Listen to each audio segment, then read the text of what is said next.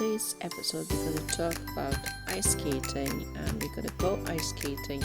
You can see a snippet of ice skating in our video today, but before we can go, I'll please ask you to please like, share and subscribe to our channel. And before we get into all the nitty-gritties of ice skating, I'd like you to click on the bell icon and click on the subscribe button as well.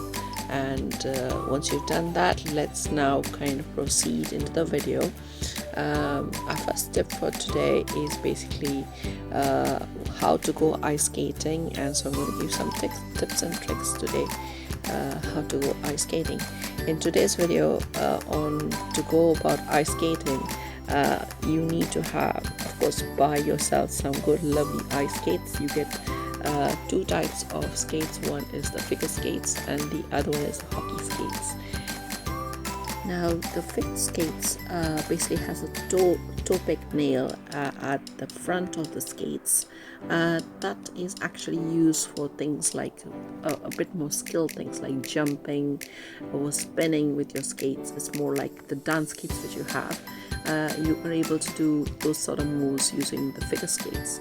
But if you just want to have a fun and just slide through in a public skating session, then I would recommend you to have the hockey skates. Now what I have here is a hockey skates, and it's just a plain simple blade. So this is what I have here right now, and it's important to always protect your blade. It's sort of you get these hockey blade covers which they come, and you can actually get them on Amazon, and I can put a link below on my description box for you if you want to get one of these. So I can put a link about this in my YouTube description box. So you can get them from Amazon, and you can make sure your blades are well protected. So whilst you're walking on land and not walking on ice, it's important to make sure that your blades are protected. So make sure you get a nice lovely string like I have here, and make sure you have it all tied up very nicely. So I'll just demonstrate that to you. So I have that all tied up now, and we are able to walk with this. So make sure you have these guards on for your blades when you're walking on land, especially if you have a change area in the ice skate arenas. You have a change area where it's kind of a long walk to the arena, and from the changing where you change your shoes normally in the place. So if it's a long walk, then you might as well have these guards to protect your blades. It's only when you get into the rink that's when you actually remove this guard and then go on the ice. So just before you get in the rink, take these guards off, and then you can go.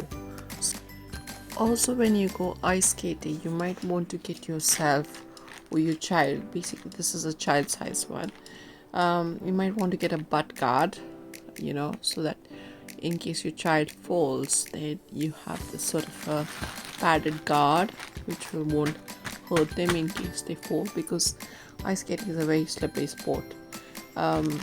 So you might want to get a guard like this, which will sort of go around the waist. You will tie it around the waist and tie it around your legs. So you might want to get one of these, so that and it's well padded as well, so it might just keep you well protected in case of fall, your child falls or something like that. So it's something good to look out for, and I put a link for this in the description box as well. Another thing to consider before you go ice skating is to get yourself waterproof trousers. You might get them from mountain wear stores where you have the ski equipment. So this is a waterproof trouser, because in case you fall, you could, if you're just wearing ordinary trousers, you might get yourself wet. So it's important to wear something really waterproof or nice, so that you don't get wet. So this is a waterproof trouser which I have got here. So it's important to get a waterproof. Now this one I have got from Mountain Warehouse. So it's good to get something really waterproof before you go ice skating. I'll put a link in the description box for you to buy from Amazon affiliate links. To actually use your ice skates, you may also need the blade sharpener, which you can actually get it on Amazon, and this will help you to sharpen the blades of the skates. So here's my skates, and usually you just use this to sharpen the blades. Since I'm just using one hand, it's a bit difficult. So these blades are used to sharpen the blade edge.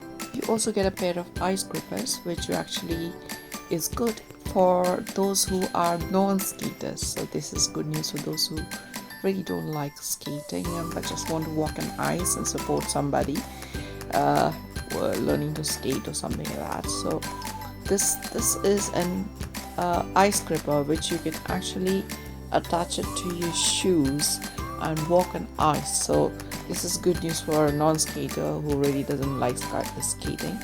And so that is good news. You can actually get one of these. I can put a link for all these products on my description box, on my Amazon description box, so you can have a look at these. So this is a ice gripper for a non-skater, which is usually attached on your shoes. So I've attached one on a pair of shoes to show you. So it's just a normal Keds, and you would attach this to your pair of shoes, and it just sort of slips onto your shoe and it will attach itself, so you can just glide it on. And so this is specifically for a non-skater, so this is a good thing if you're a non-skater to use. So you will definitely find a link to all this in my description box, so have a look at the description box. You need to make sure that your skates are well tied before you go on the rink. So make sure you have tied your lace nice and tight to prevent any fall happening on ice. So the shoes really got to be well tied and safe for you to go on ice. You might also have shoes like this, which you will actually slot into this buckle. So make sure this is also nice and tight, and you are safe when you go on ice. To look after your skates blades, you might want to get yourself a guard like this. This is another optional guard which you like to have, a cloth one, so you could have that one as well. I'll put a link for the cloth guard in the description box below, so you can check that out. Also the other guard which I showed you can check that one out as well. Make sure when you go ice skating that you are wearing a nice pair of warm socks. Also when you go ice skating, make sure the socks are longer than the shoes, because there is a chance that if the shoes are not very nice material, you might end up hurting your skin. So just for safety's sake, make sure you're wearing a nice pair of long socks. Also, wearing a nice warm socks will keep your feet warm on ice, so it's important to wear a nice warm socks and also a long socks, so you're well protected during ice skating.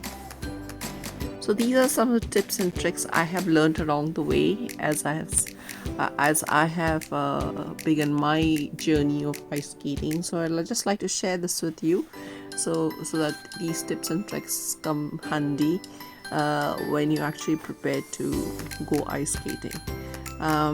So once you ticked all the boxes, then it's just time to go ice skating. Hi, now we are at the ice skating arena in Cardiff, Wales, as you can see, and this is a kind of a public skating session. So I'm going to just give you a few more tips as we are in the rink. So one thing important is basically when you come to when you get on the ice, make sure you have actually held on to of the wall of before you get in, especially if you're a beginner. Make sure you are holding on to a wall nicely and tight so that you don't fall. So that's where you always begin, by holding on to a wall, right? And then once you start to skate, you can try and form A shape, like swizzles, like an A shape or a V shape. You can try those things by holding your arm right up. So you can try those techniques and just try and skate and keep your balance as tight as possible. Also for beginners, there are penguins available. As you can see, there's a child there with a penguin there in our picture. So it's so if you're a beginner and you really can't hold on to, you can hire penguins, and that definitely helps with keeping your balance on the ice. So that's something you can do as well whilst going ice skating. So I would recommend that you do hire them if you are a beginner, because it's important not to fall, and it's important not to sort of hurt yourself in any way. So get these penguins. As you can see, this little boy walking through with a penguin. Please get a penguin for yourself, so that will definitely help you get some balance if you are a beginner.